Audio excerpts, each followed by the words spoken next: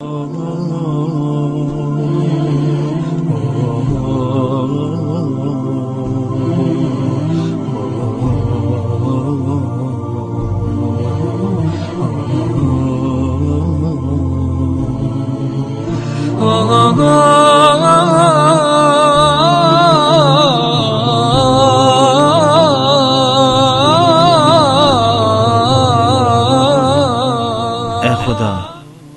میں تمہیں گواہ بناتا ہوں کہ مجھے اس پہاڑ سے محبت ہے۔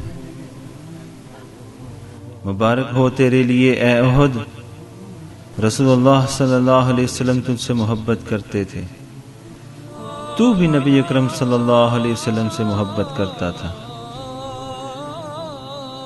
اے کاش میں تجھے اپنی آغوش میں لے سکتا، جیسا کہ تو نے رسول اللہ صلی اللہ علیہ وسلم کو تاریخ ساز غزوہ کے بعد اپنی آغوش میں جگہ دی تھی۔ وہ معرکہ تمہاری آنکھوں کے سامنے ہوا، وہ تمہارے ہی نام سے پہچانا جاتا ہے، یعنی غزوہ احد، جنگ احد۔ گویا اس میں تمہارا اہم کردار تھا، حقیقتاً اس میں تمہارا اہم کردار تھا، تم اس میں شریک تھے۔ تم سپاہیوں میں سے ایک عظیم اور دلیر سپاہی تھے جو اس میں شریک تھے۔ جب مومنوں نے تیروں کی بوچھاڑ کی وجہ سے ثابت قدمی کو کھو دیا تھا اور مسلمانوں کا لشکر بکھر گیا تھا، اس وقت تو ہی تھا جس نے میرے مولا رسول اللہ صلی اللہ علیہ وسلم کو اپنی آغوش میں جگہ دی تھی۔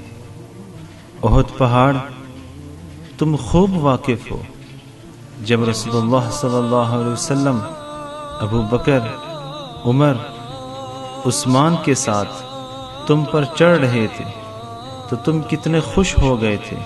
خوشی کی شدت کی وجہ سے تمہارا جسم کانپ رہا تھا۔ بشریت کے دلسوز معلم نے تم پر اپنا پاؤں مار کر فرمایا، ٹھہر جاؤ احد، تمہاری پشت پر نبی ہے، صدیق ہے اور 2 شہید ہیں۔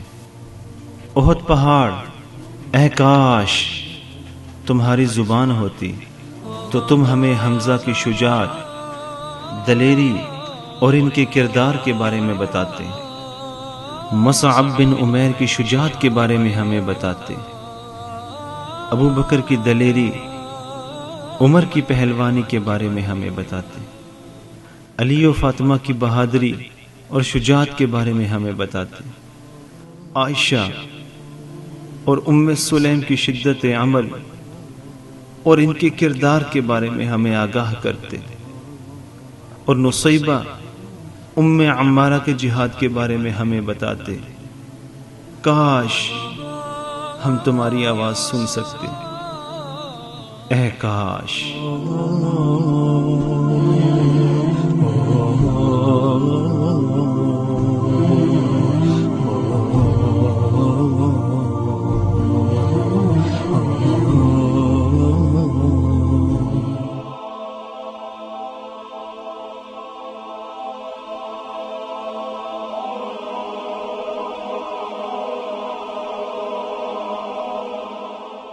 ایمان کی کرن، ہدایت کی شمع، رسالت